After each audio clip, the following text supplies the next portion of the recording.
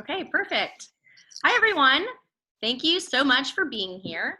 Welcome to Business Development Beyond Your Brand in the Era of Influencers. We have an exciting program today. This is the third big session for the Women's Mentoring Circles. If you are new to the Women's Mentoring Circles, it's a joint program between the Dallas Association of Young Lawyers and the Dallas Women Lawyers Association. Mentoring Circles seeks to facilitate a connection between established female members of the bar and their younger colleagues through mentorship. I am Megan McKinnon, and I will be the host for today. I am a commercial and construction litigator at Estes, Thorne & Carr. I have been practicing for 4 years, so I am particularly excited for this event today. We have May Lee Ortiz and Erin England that are here today, and these are two of the best legal influencers who are here to discuss their strategies and how they leverage platforms like LinkedIn and Facebook to create and grow relationships in the legal world. We're about to get started, but this is supposed to be an interactive program, so please feel free to type in the Q&A, type in the chat box. Let us know if you have any questions, and I'll make sure to check those throughout, and we'll make sure that we get your questions answered. Before we start, special thank you to the Women's Mentoring Circles Committee, to Monica Smith, and to Tamara Baggett. Thank you so much for your help with planning this. We couldn't have done this without you. So getting started, I want to tie into our last event. If you were able to attend the last Mentoring Circles event in April, we had a great speaker, Nina Newberry, and she discussed how to strategically stand out and how to build an authentic brand that capitalizes on your unique strengths and values. So with that said, I'd love to start with our first question for May and Erin. Can you introduce yourselves, please? Let the attendees know who you are and briefly describe and discuss your brand. Yeah, thanks, Megan. Hey, everyone. I'm Erin England, and before I introduce myself any further, I want to say thank you to Maria Vizzo of the Dallas Women Lawyers Association. She's our behind the scenes, pulled everything together, so she's working on everything for us. Thank you so much, Maria. And I wanted to let you know that I think the feedback I'm getting right now is that the viewers can only see the person that's talking instead of all three of our talking heads. So in case there's anything you can do on your end, Maria, to fix that, not a huge deal, but I think maybe good to see all of us at one time. And with that, I'll tell you that I am a partner at Catton. It's Catton, Mushin, and Rosamond, but we just go by Catton. I am in the commercial finance practice group, and I am in my, gosh, Megan, you're in your 13th year of practice.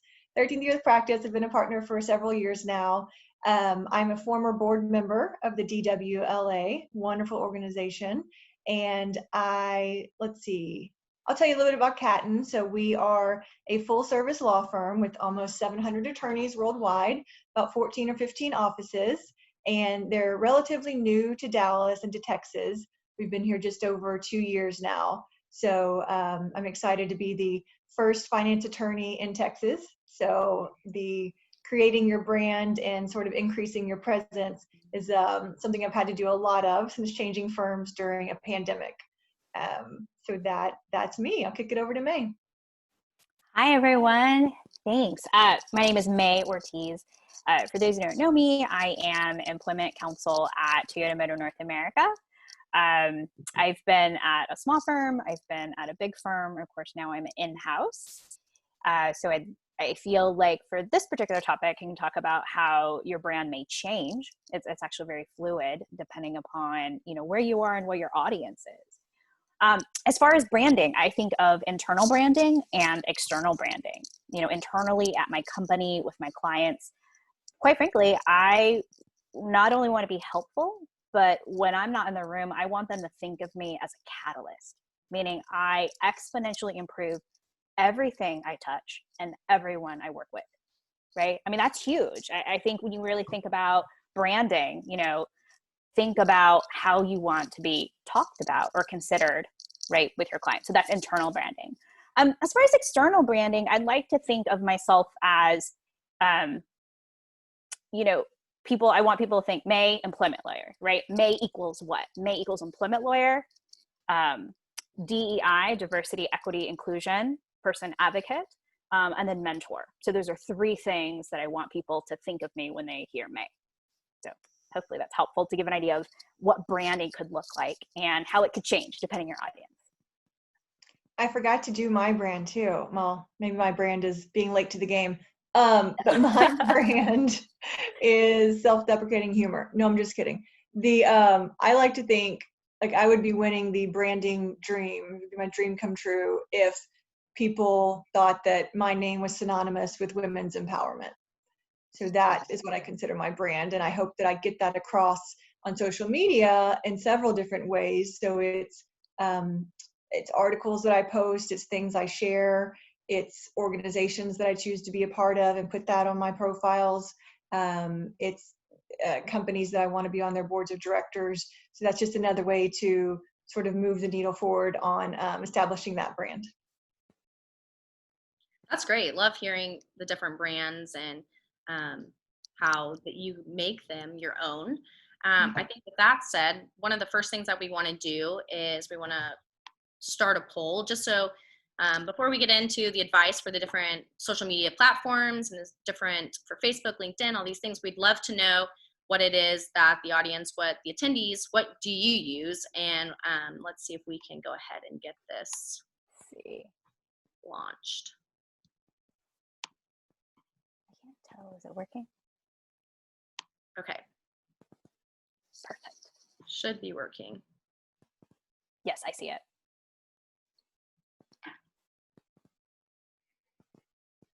And if there's anything else, if you select other, please let us know, type in the chat. We love to know what other platforms are out there. What are you using? Yeah, we want to learn from you. Megan, I don't see TikTok on here. Oh, dang it. We left that off. And I interpreted this question just to be just generally what do you use? So maybe not for professional networking, but just in general.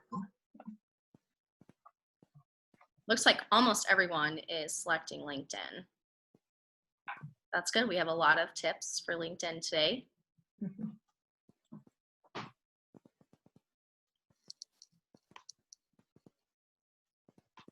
Great. Do you want to just yeah, so we can go ahead and it's been about a minute, so we'll go ahead and end that poll. So yeah, it looks like what LinkedIn 97%, Facebook second with 74%, and Instagram is next. Few people use Twitter, and one person I think selected other. So with that, curious as to the other, what platform are we missing? I don't know. If you selected other, let us know. It was not me. I didn't say TikTok. Snapchat. Is Slack a social media? Not really. No. Curious. Yeah. So with that said, I think this is a great way to tie in to Erin and May. What do you use? What social media platforms are you on? And what are your thoughts on these different social media platforms? Yeah, so I'm going to go ahead and just for our viewers, I think you have to X out of the poll in order to make it no longer be on your screen. So I'm going to X out of that. And then Megan, do you want to go to our first slide just to show some of the options?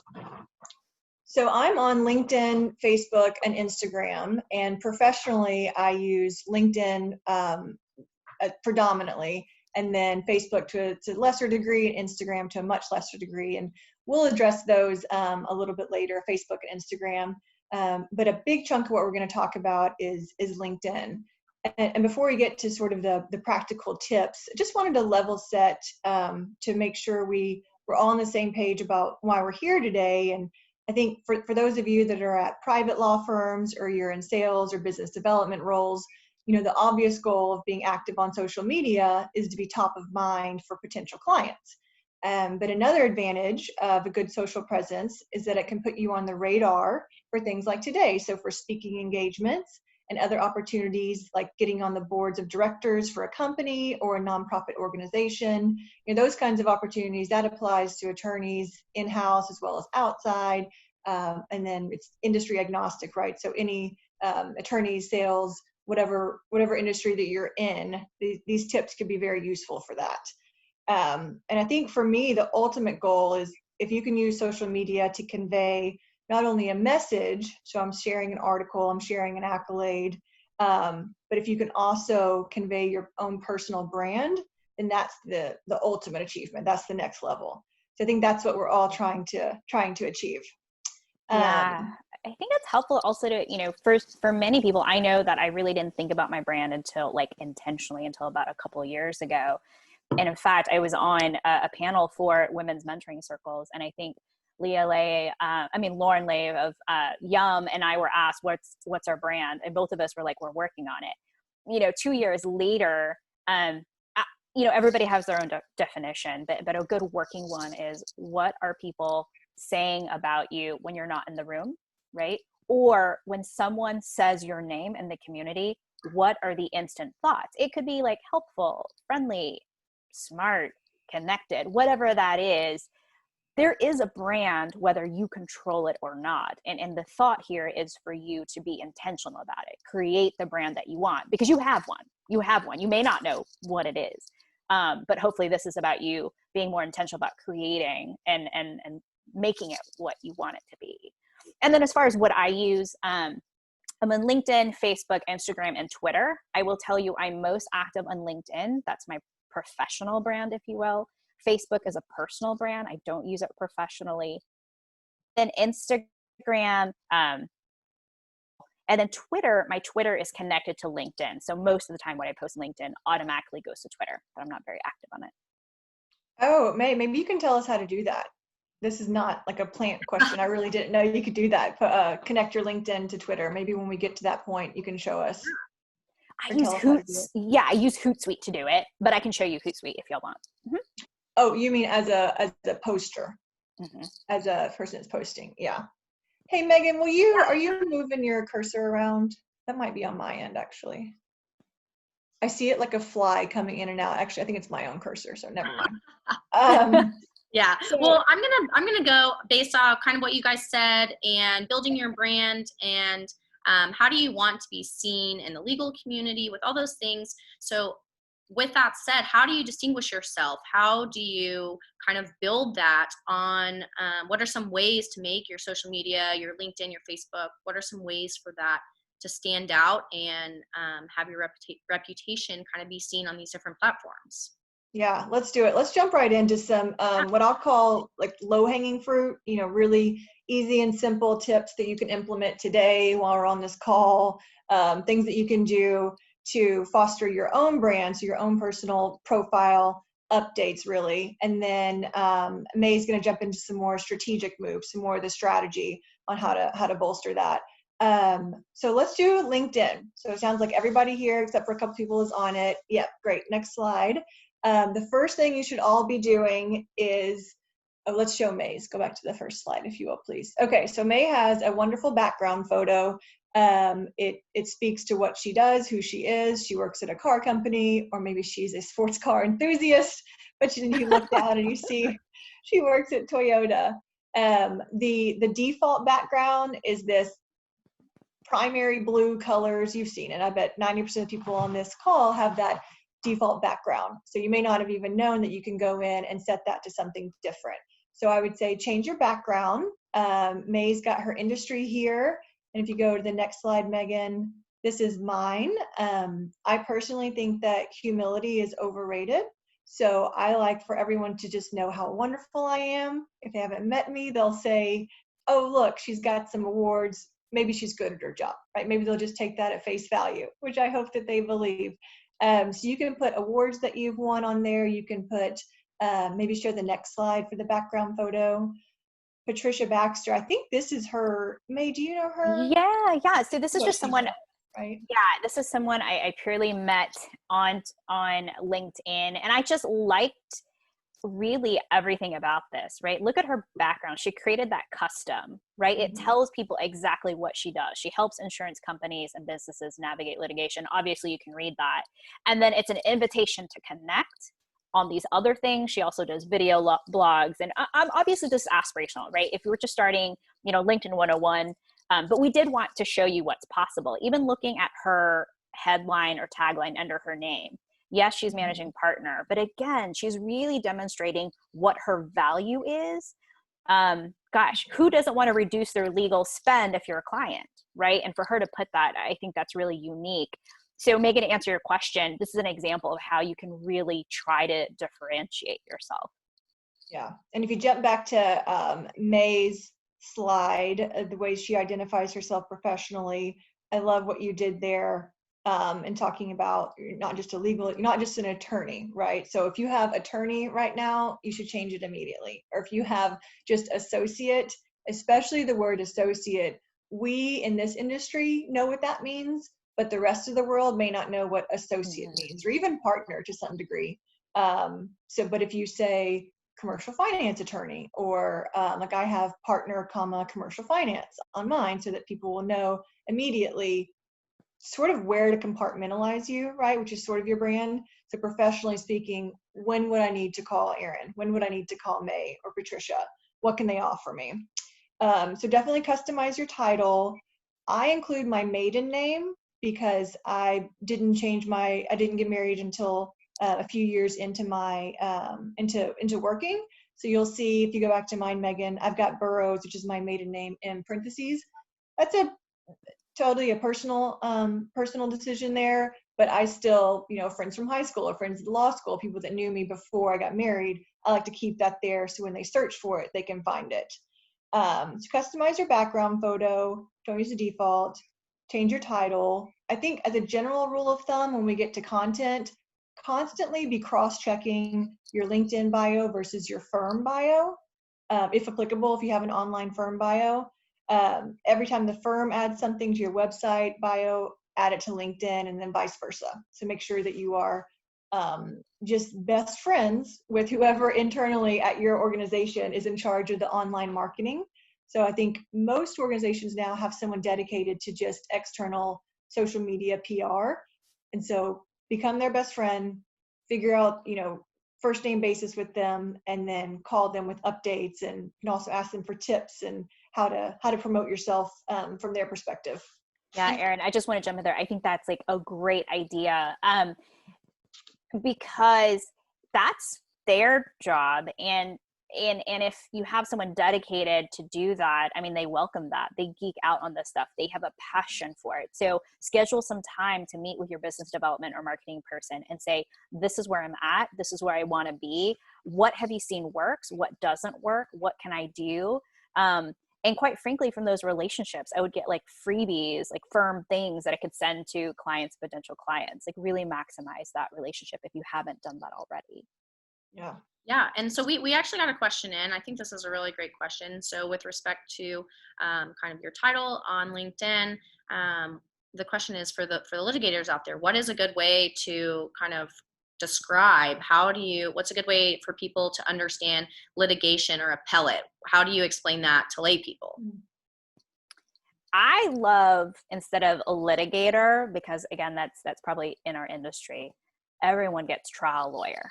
You've seen a lawyer show, so trial lawyer, I think you want someone that says you have experience being in the courtroom. And I think from a marketing standpoint, trial lawyer is a good one. Now, granted, now everyone's going to have trial lawyer, and then you're probably thinking, what might be different? So maybe your first thing is lawyer, and then your second thing is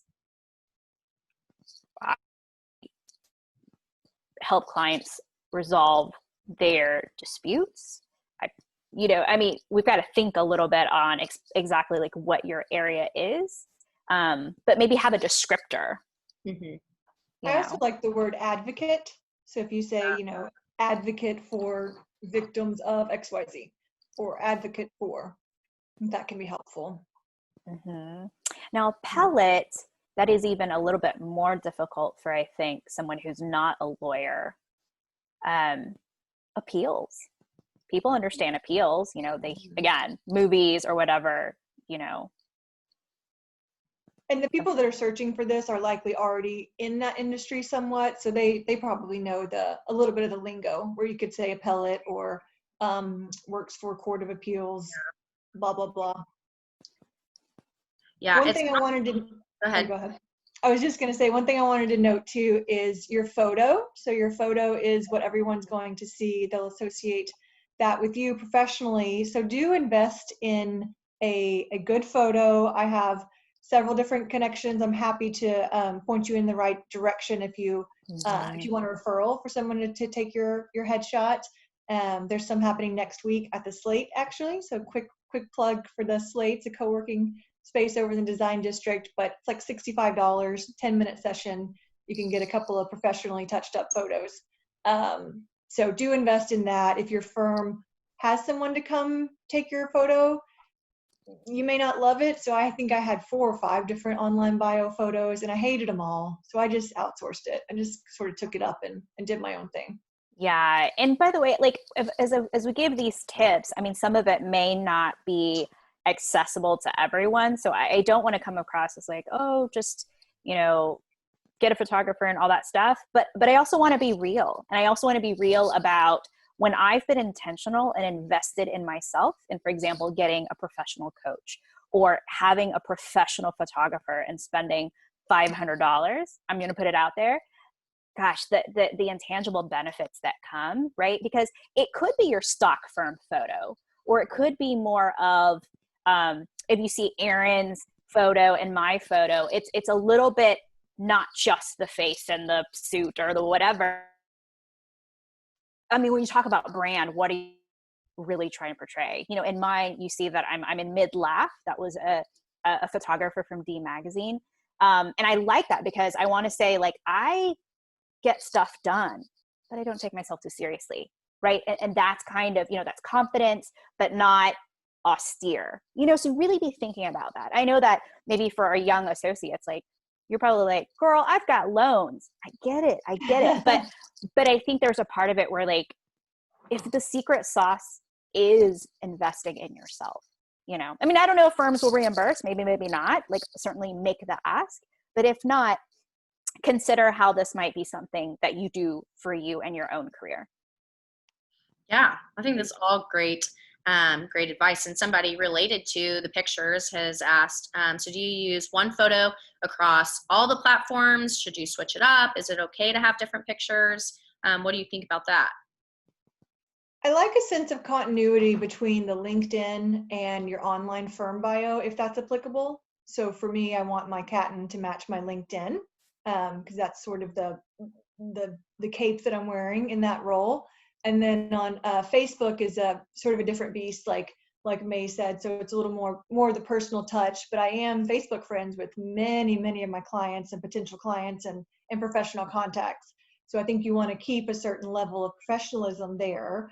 But also I think you can show a looser side. Yeah, for me, I don't have continuity, and it could be a little bit because I'm in-house, right? So maybe at a firm, I would have a different perspective. But for me, actually, the photographer had taken a few photos and he was really expensive. And I said, well, can I pick 3 and negotiated a price? And so I have 3 that I kind of exchange depending upon, because this is what, it's not just for your bio, right? You're like, man, that's a lot of money for just a bio photo. But whenever you have speaking engagements, people are going to ask for your headshot. If you, if quite frankly, it's, you don't realize how useful it is. And then you're like, oh, I've got one in my back pocket. So I try to have like 2 or 3, one might look more serious or one might look more fun, or, again, tailoring it to your audience. Yeah. And I just want to push us forward a little bit. It's already 12:25. And I think someone had a great question about sharing that specific information after the call, and we'll definitely do that. We're going to send out some resources and some referrals so you guys can have those same contacts that we do. That's a great benefit of this program. So Erin, why don't you go ahead and go through, give us some more of the LinkedIn tips and what are some ways to stand out on LinkedIn? Yep. Okay. Click down, if you will, please. Next. There you go.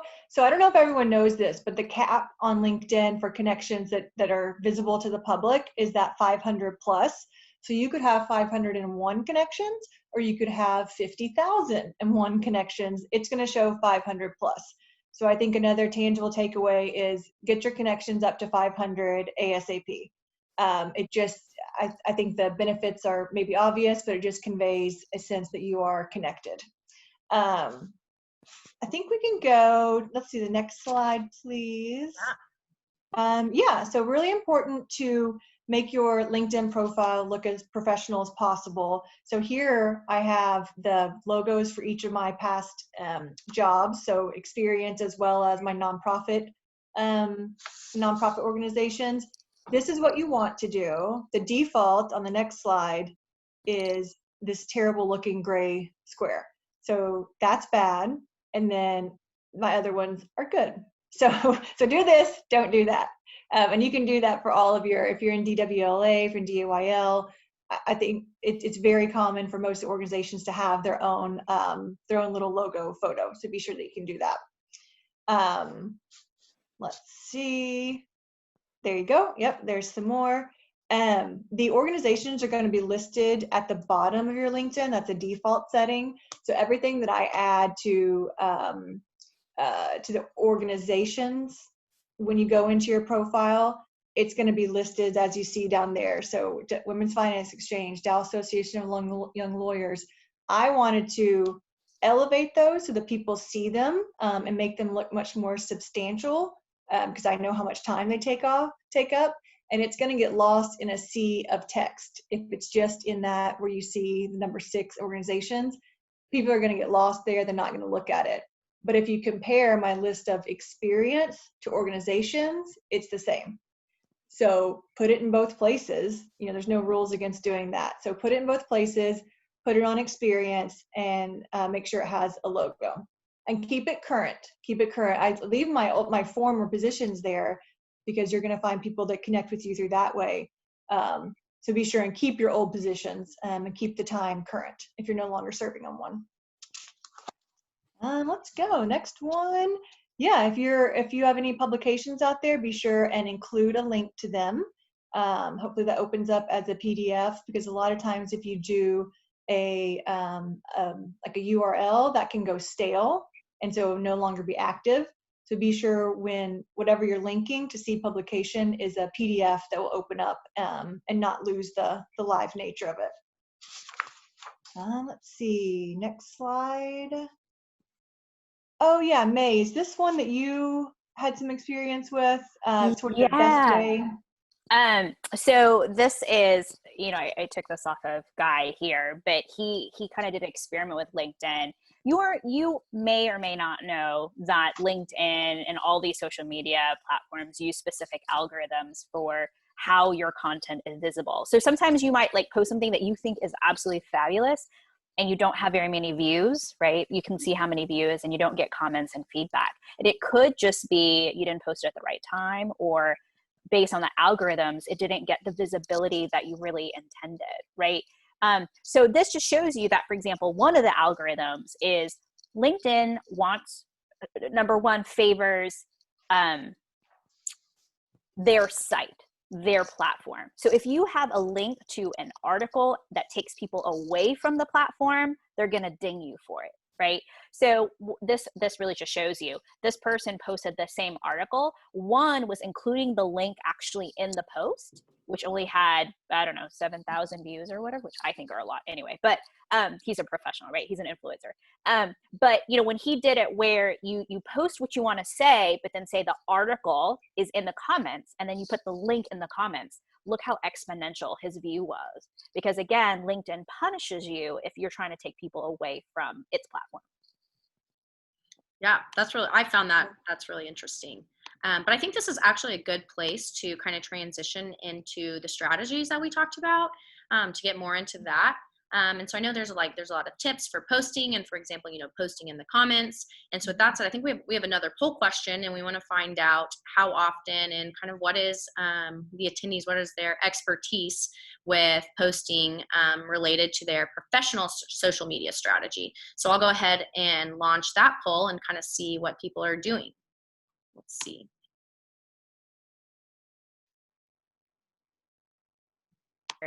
Doing that, if I can multitask, I see a question here that says, any advice for lawyers who work in 2 different practice areas, related but not the same? For example, maybe outside general counsel and mergers and acquisitions. because this person, Candace, I know you. Hi, Candace. I've always been told to pick one area and not to be too broad. I think you tailor it to your audience, right? For a non-lawyer, I always like to say, I do a couple of things. My primary thing is mergers and acquisitions, right? I help companies continue to grow. That's my bread and butter. But quite frankly, I'm a problem solver. So if you have a legal question, come to me. If I don't know, I'll figure it out for you. That's going to resonate with someone. They're going to remember that, right? Like, oh, if nothing else, Candace is a lawyer and she's going to help me solve my problem, or find me someone who can. Yeah, that's good. So it looks like it's been about a minute for this poll. It looks like most people are here because they want to know what to post and when to post. Otherwise, the majority is that, and the other half of everyone else is whenever they have something to post. So I think with that said, so May and Erin, how are you using social media to increase your visibility? What are you posting? How often do you post? Can you talk to us a little bit about that? For sure. I had a couple of just more of the easy tips to implement too before we get to that. Can you show the next slide, Megan? Just on when you're doing these invitations, it's a real pet peeve of mine to receive the invitation where it says, Jane Doe wants to connect, and there's no narrative to it. So I may remember where I met Jane Doe, but it goes a long way when you add a personal note. And what's annoying about LinkedIn is that what you're seeing on the slide is exactly the prompt that you'll see. Like if I wasn't connected to Megan and I said, connect to Megan, send a message, it defaults to send now. Like that's where my eye goes because it's all blue. But they say, LinkedIn members are more likely to accept invitations with a note, and that couldn't be more true. So I like to do my LinkedIn new connections after a luncheon, after a happy hour, after a virtual event like this. Always add a note. Megan, it was great meeting you at blah, blah, blah. Look forward to connecting. It's that simple. Just a stock message. Where did I meet you? If you already know someone, if it's your friend, you don't have to. If it's your coworker. But even at Catton, as I was starting at a new firm, John Doe, I look forward to working with you on a finance transaction. And then I went out and connected with all of my new coworkers. So just tell that person how they know you. And it could be, what you could do for them, but I don't do LinkedIn I don't connect with people in an effort to get business, like a cold call. I connect with them if I've already made the connection in real life. That's just how I use it. Yeah, and I was just going to say something on that I do. And again, obviously you have to pick and choose what's workable for you in your schedule. But I'm very intentional. For example, I'm a DOL class facilitator. And just last night, I went through our new leadership class and I invited all of them on LinkedIn. I should say that as leadership class members, they probably should have already tried to invite me, right? Hi.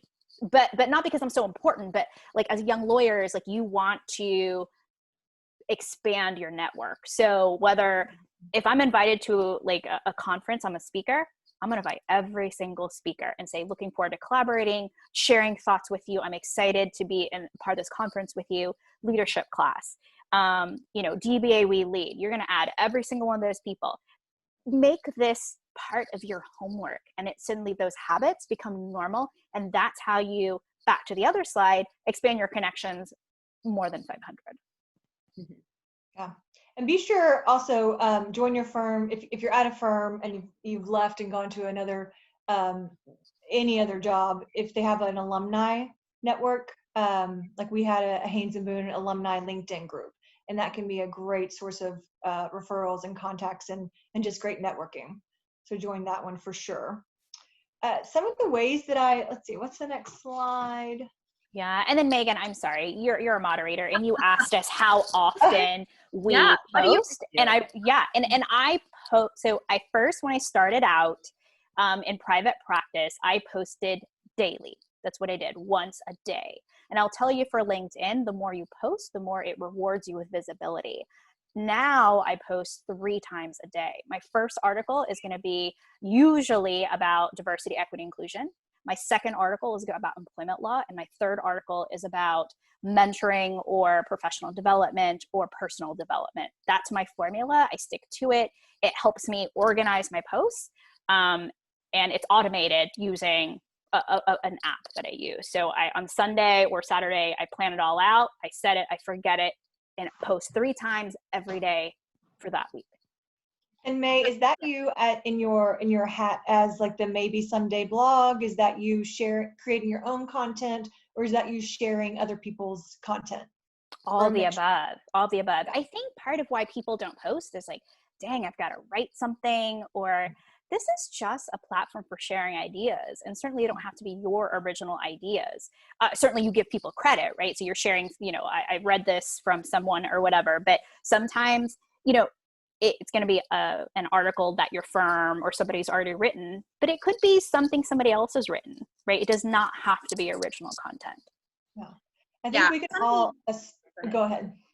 I was going to say something that we talked about is how important it is to be interactive on these social media platforms and to comment, to talk to other people and comment on their posts. And that kind of goes with what you were talking about earlier with the link in the comment. So what's your experience with that?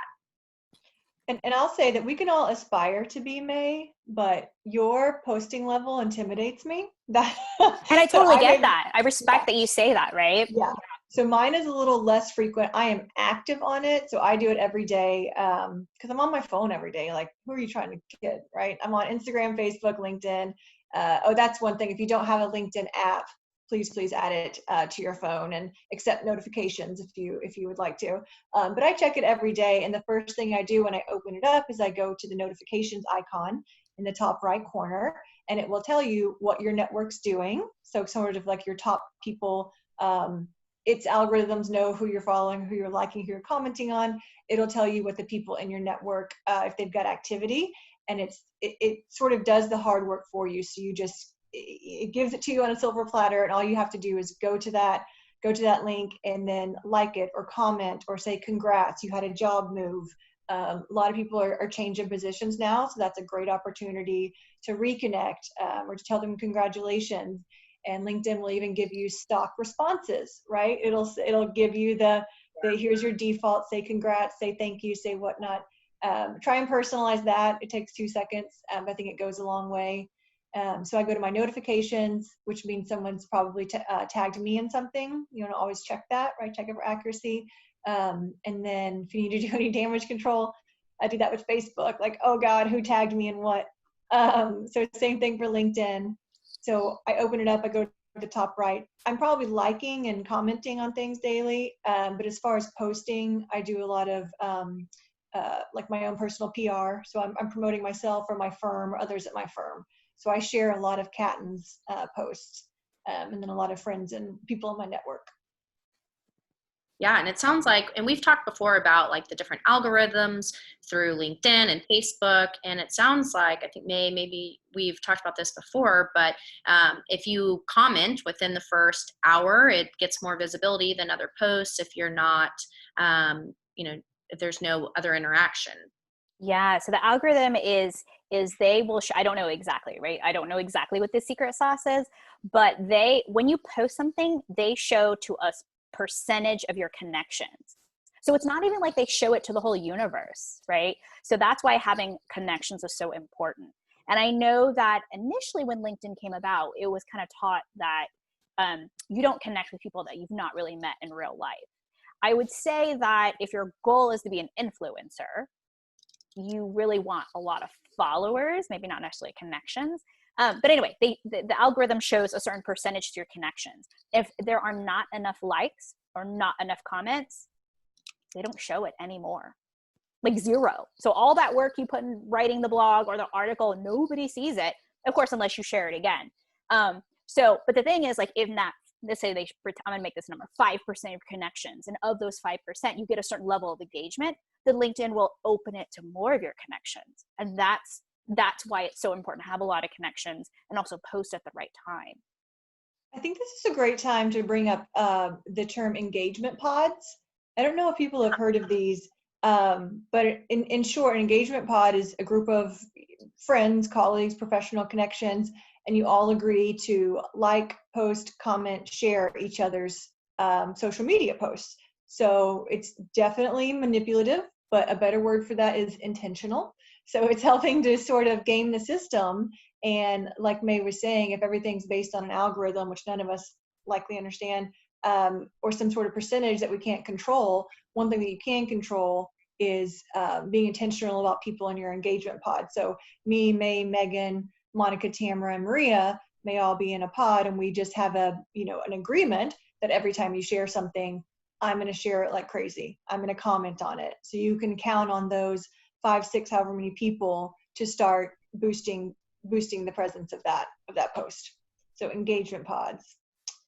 Let's see. And related to that, I think, May, I don't know if you said this, but there's also supposed to be the best time to post on Facebook and LinkedIn. And there's, I think that kind of ties into the algorithm as well, right?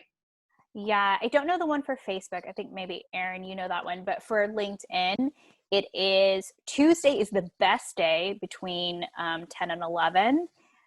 Tuesday, Wednesday, Thursdays are better days than Mondays and Fridays.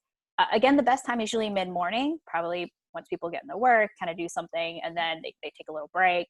And then if you want to broaden, let's say you do it daily, the best times are morning, at lunchtime, and then usually around 3 p.m. So those are when my posts. I post between 9 and 10, and then I post at 11:55 to 12:30, and then I post at 2:55 to 3:05. Those are the 3 best times on a weekday.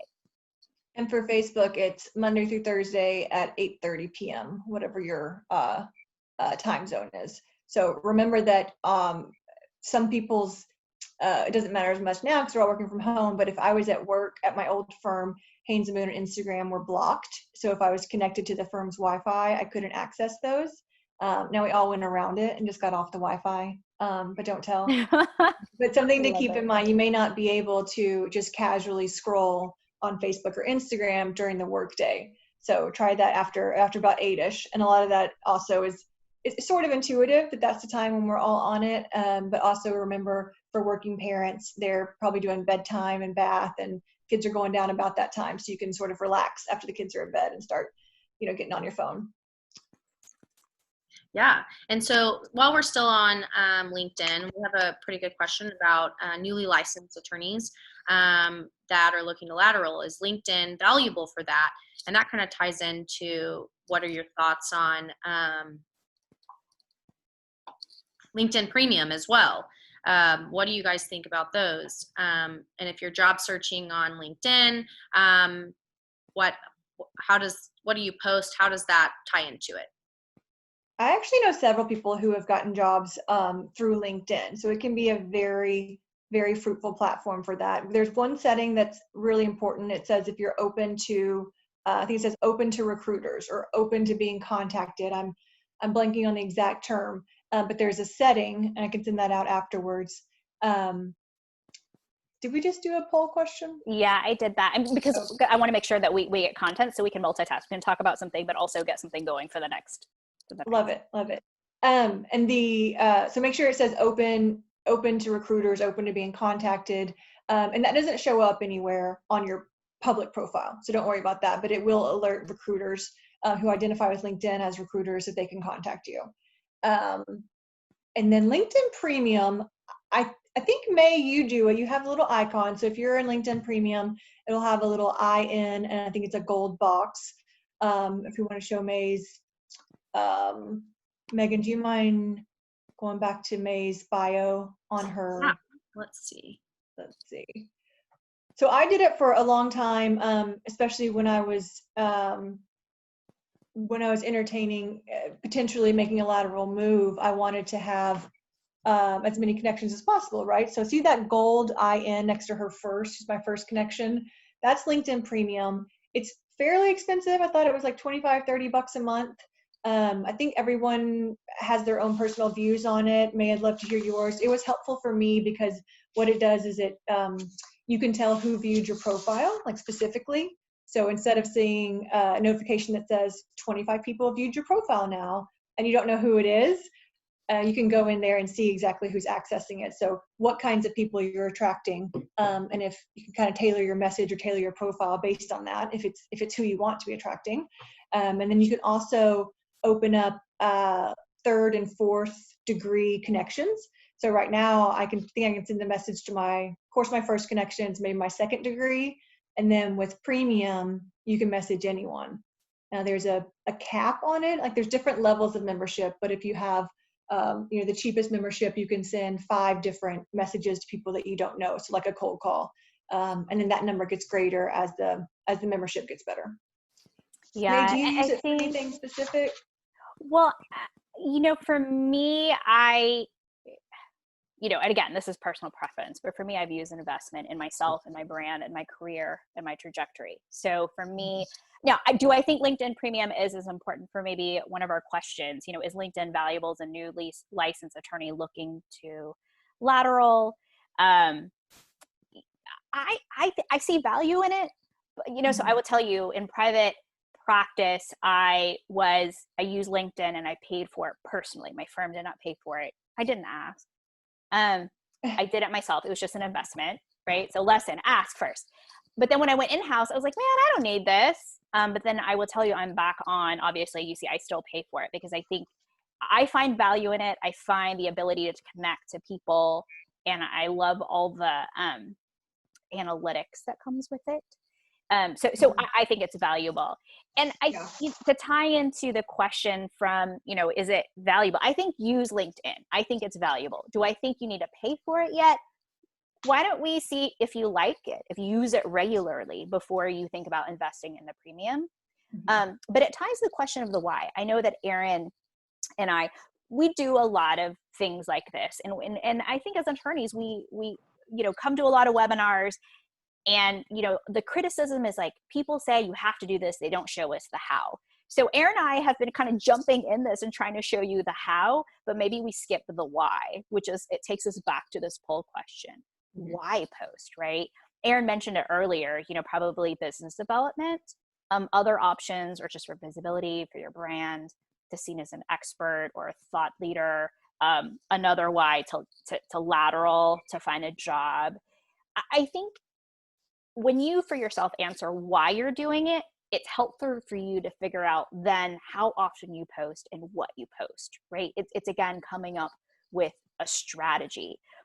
In-house, you might think, well, I don't need clients, so why would I invest and do this? Well, I'll tell you, my first review with my AGC, she said, hey, it sounds like you've got a great reputation in the community. You have roots here in Dallas-Fort Worth. But nobody really knows you outside of local, right? Nobody, especially at TL1, you're new to the company, and nobody knows who you are and what you can do or your brand. So I took that as a challenge. I was like, all right. So I hired a professional coach. I thought and strategized about what it means to get visibility. And then after all this work and investment, right, by the next time my review comes, I ask, have I executed and what you gave me to do? And she was like, oh yeah, people are talking about you in a positive way. They get it. That's the power of it, right? And quite frankly, for awards, like for D Magazine and all those things, they check your LinkedIn, they check your social media profile. And if I could, I know we're out of time almost, but I just want to share this powerful story. I'm at a law firm, and I get chosen for D Magazine's 40 best or whatever, just like Erin is, right? But none of my partners at my firm are chosen. Why is that? They obviously have more experience. Quite frankly, they're better lawyers from an experience standpoint. Why does little old May, 2 years at the firm, gets that visibility? I say it's this. I think it's your brand. I think it's working on your brand, right? Like, just think about it. Hands down, those attorneys are way better than me. But I get the visibility. I get the, right? So think about that. Yeah. Game the system all day long. So something that's really important, I know we've talked a lot about this, the visibility and how to increase it on these platforms, but I know that follow-up is key, and you have to follow up. Otherwise, that visibility, you're not doing anything with it. So I know you guys have some great tips for this. So what are some of those? What are some tips for following up with clients, potential clients? What are your thoughts? Yeah, I just keep an old school Outlook calendar. So I have recurring Outlook calendar appointments for my top, maybe 50 contacts. And it might be 3 or 4 at one company, but top 50 or so, kind of my hot list. And I do calendar appointments for them. So it may pop up every few weeks, every few months, but it's just a constant reminder. Oh, not that. Yeah, okay. But I'll talk about that in a second. Yeah. But it's just a appointment that just pops up on my calendar. It's not a shared thing, so it's just a reminder to reach out to them. Oh, and real quick, once the thing that we had talked about earlier, if you want any information on these planning platforms, so there's a lot of software out there like Hootsuite. I think May, you texted that out. Hootsuite, Later, Plan with 2 N's. There's a whole slew of them. If you want to sort of up your game in that way, if you are going to be posting your own content, and you can schedule those out. So those are just tools to help you schedule. So Google that, just put it sort of in the back of your mind so you can sort of speak intelligently about that if anyone ever asks. So you know that these scheduling platforms, Hootsuite, Later, Plan. Yeah. Someone else suggested Clear. That looks like another one as well. Yeah.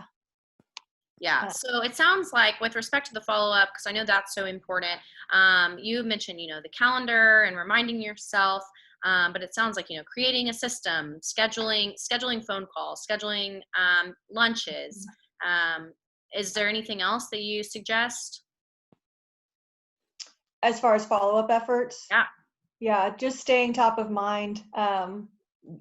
Just staying top of mind is constant, as much as you can be present, right? So none of us are present at work anymore, but you can be present in people's lives without being there. So you're not going to lunch. You're hopefully not going to happy hour. That's a no-no right now. But you can be in people's lives, on their computer, on their phone, all the time. Yeah. And I think to make it scalable, right? Because we're throwing a lot of tips out there. And for some of you, you're like, gosh, I can barely manage work or family or whatever that is. I get that. So, of these tips, I would say pick, a few that are scalable to execute and set a deadline for yourself to create it. Right. For me, instead of, Erin just said her top 50 contacts, maybe one of your homework things is look through your contacts and who are that you think, and just focus on that, let's say 12, and then January with someone, February meet with someone, make it really scalable for yourself. And we're going to give you a checklist after this. We'll go through the checklist in just a minute. But we're also going to give you that checklist of our kind of top 10 or 12 things that you can go through, the low-hanging fruit, and do all of those today. Can I jump to sort of just random tips? Or I think we just have a few minutes. Let's do Facebook. Oh, really 5 minutes. quickly. I just want to make sure. Yeah, I want to make sure people get what they came for. Yeah, I want to show you all so we just, beat the LinkedIn horse until it's dead.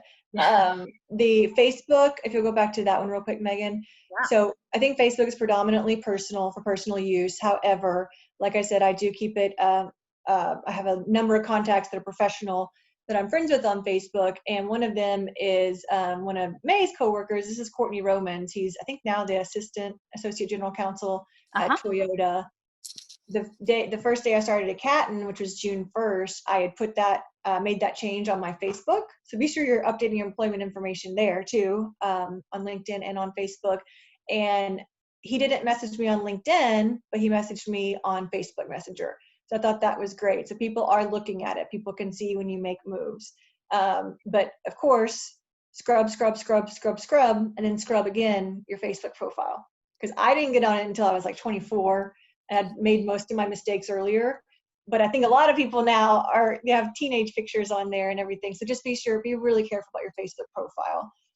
And definitely join your firm's alumni Facebook group if they have one. And then just always add, if you're in a nonprofit organization, like when I joined DAYL and DWLA, I added all of those participants as my Facebook friends as well. Really helps to get to know people on a more personal level. They see you as more than, just an attorney. And then Instagram, I think the jury's still out on Instagram as a professional development tool. I use this example because our Haynes and Boone recruiting department has its own Instagram account, and it's more of like the kind of softer things they want to post about. So not necessarily an article. You're not going to see heavy substantive stuff on Instagram, but it can be helpful. But I would just say, jury's still out on that one. And let me just say this about Twitter. I don't know who the only person here is on Twitter, but I can't imagine any attorney has ever said anything in 140 characters or less. So I don't know what you're putting on Twitter, but you will if you go on. Everybody Googles there, or not Googles, goes on in Twitter and looks to see who participate, who's got accounts. Every AmLaw 200 firm has it. Toyota has it. All these organizations have it. So if you want to follow them, see how active they are, it's another way to just keep in the know of either your own organization or some of your potential clients. Yeah, just a really quick thing about Twitter. As an employment lawyer, I was very, very, very busy, like 14 to 16-hour days for a period of time during the COVID pandemic, because so many states and cities and counties were coming out, shutdown orders, right? Everyone stay at home orders. And quite frankly, the websites were not, those governors or whatever, their websites were not updated, but they sure did tweet it.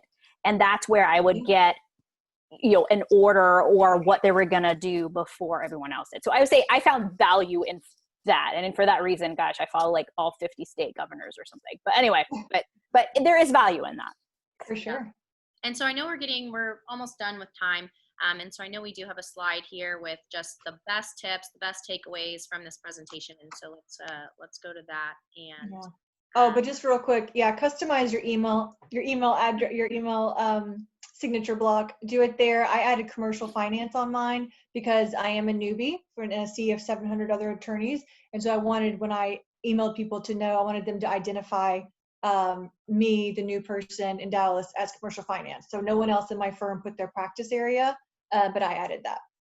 So do that, and do that on your phone too. There's a really easy way to do it on your phone. Just go to settings, go to mail, go to signatures. A lot of people forget that, and then a very professional email comes back with sent from my iPhone. And you could really I think it really helps elevate you to the next level if your iPhone email responses mirror, just copy paste it from another email. And then what else? And it looks like, May, your signature also considers your brand as well and takes into consideration those things. Yeah, in-house. Diversity is important to me, so sharing my preferred pronouns. And then at Toyota, safety is really important and DI is important. So those are my personal commitments. Again, it's going to be tailored to your organization. Yeah. So that's great. And that's actually our first on our list of these takeaways. And so kind of let you guys go through the rest of this. Yeah. Customize your email signature block, customize your title, LinkedIn. Are we going to give the whole PowerPoint to people, or? Yes. Yeah. The PowerPoint and the presentation will both be available through the DWLA website when it's over. So you can kind of read these for yourself, but if you'll go back just one, please, Megan. So one way that I try and establish my brand as a new attorney at Catton, and as the only attorney in Texas, the only finance attorney in Texas, I have this obnoxiously Texan decorated office. And so this is my background for all of my Zoom and WebEx calls. And that's just another way, another visual that people can associate me with Texas. And be careful on your Zoom etiquette. If you want to go back up, Megan, just to that one right before this. So I've shaded out their names for privacy, but you can see, like, don't have a fan cutting off your head, right? And just be very cognizant of the way, especially as young lawyers, how you're being perceived on these calls. Yeah, that's great. And so related to kind of this last slide goes over everything that we've discussed today. And we'll also have a handout with these top tips that will go out, and we'll send this to your email after the presentation. And like I said, the PowerPoint will be posted. But is there any kind of last takeaway that you want to share that you want the attendees to know before we conclude? I can give mine, and then also I have several more minutes. So if people are interested, if your question hasn't been answered, then if we could just stay on and answer those. But of course, if people have to go, then go do your thing. My best tip is just, humility is overrated. Be your own publicist, promote yourself. Unless you have the means to have your own PR agency, good for you. But there's just so many tools available to do it yourself. So don't be so humble and tell the world what great things you're doing. Yeah. And then I think my takeaway is that perhaps there is some type of bias or barrier that we put up about social media. And I think we take it away. It is simply, in the world we live in, another touch point, right? You want to be top of mind for your clients or potential clients. And so that's really what it is. So and to that point, that relationship building using social media, like your clients or potential clients' stuff, comment on their stuff, share their stuff, because you know what? If it's important to them, they're gonna be like, oh, Erin shared my article. I'm going to make sure I share her stuff back. It's kind of that law of reciprocity. That's usually in human nature. So again, don't overthink it. It's just another way to build relationships. Yeah, that's great. I'm going to go ahead and I'll just, thank you so much, Erin England, Maylee Ortiz. You both have been wonderful. Such great advice today. And also thank you to the Women's Mentoring Circles Committee, to Monica Smith, to Tamara Baggett. Appreciate you guys so much. Like I said, this presentation and the PowerPoint will be available through the DWLA website afterwards. And we'll also send out some handouts with the information. If you want more information or if you still have questions, it sounds like we'll stay on just for a few extra minutes, maybe to try to answer these. But feel free to reach out to us, connect with us on LinkedIn. We'd love to answer your questions. If you're interested in women's mentoring circles, please feel free to reach out to us about that as well, and join for next year. So with that said, looks like we do have a question from Candace, and it says, so our press releases that your firm puts out, are those good to share on social media? What do you think about that? As long as they are actually public, like make sure it was actually released, right? So internally, we see a lot of drafts, and it'll say very, very clear at the top, this is confidential. It's not, it's furloughed, or oh gosh, I forget that term, but it's you can't send it out for 3 more months. This list, you won this award, but you cannot tell anybody for 3 more months. Be very cognizant of that.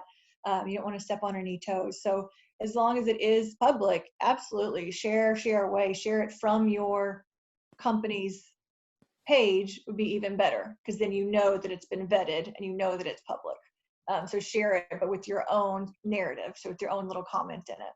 Yeah, and that I can't emphasize enough. When you just truly share with no comment, with no input, LinkedIn will not make that very visible. The algorithm is not going to, so you might as well not have, right? I see that a lot. People just post it with nothing. Have a comment, have text. And I will tell you, the more you write, I know time is of essence, but the more you write, the algorithm rewards more characters.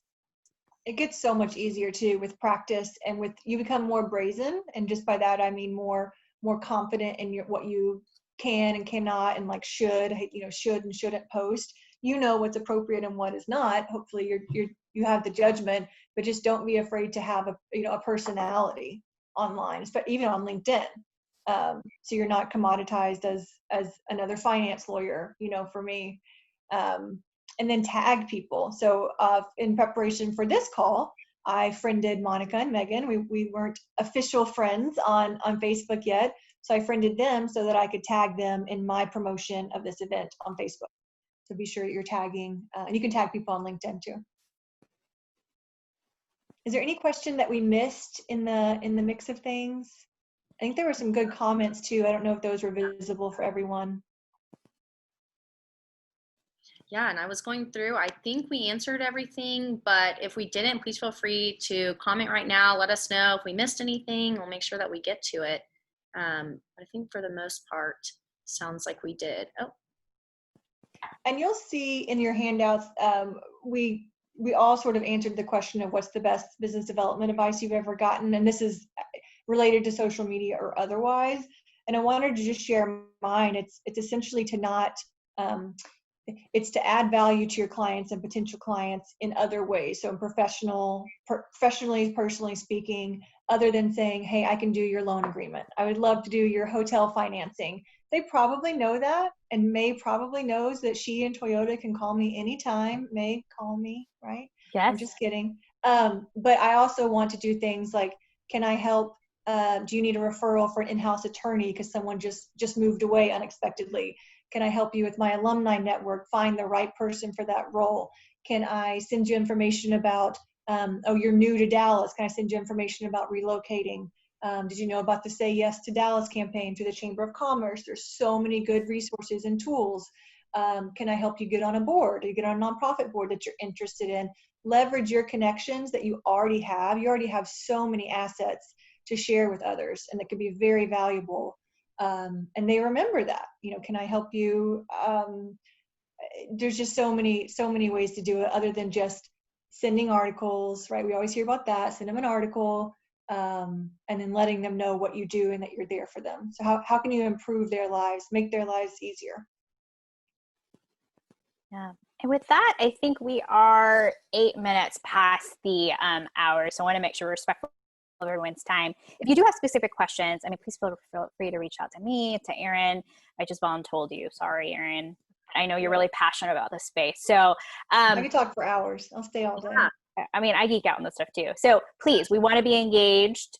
And with that, thank you so much. Yeah, thank you so much, Erin and May. Thanks for being here. Thank you so much for everyone for attending this presentation. I know it's been fun preparing for this and love giving you guys all these tips.